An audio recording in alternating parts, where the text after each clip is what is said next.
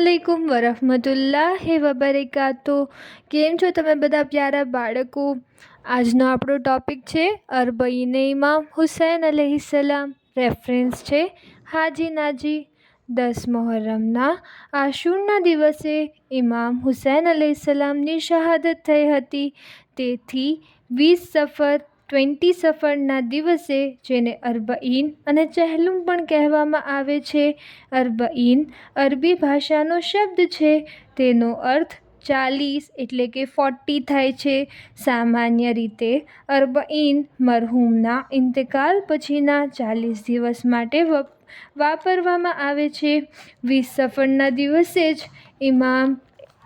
ઇમામ હુસૈન અલૈહિસ્સલામ એટલે અરબઈનના દિવસે ઇમામ હુસૈનના ઘરના લોકો અસીરોને સિરિયાથી શામથી રિહાઈ મળી હતી અને તેઓ કરબલા આવ્યા હતા.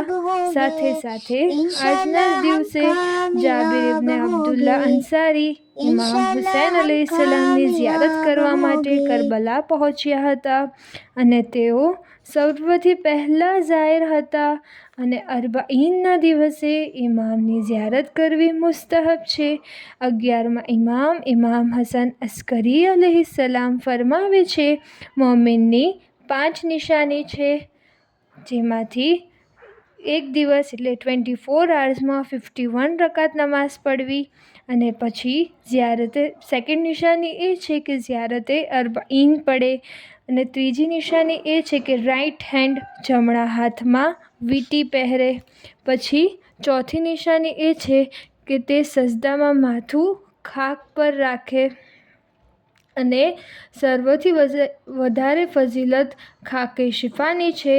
5મી નિશાની એ છે કે મોમિન નમાઝ માટે ઊભો થાય તો સ્પષ્ટ અને ઊંચા અવાજે કહે, બિસ્મિલ્લાહિર્રહમાનિર્રહીમ.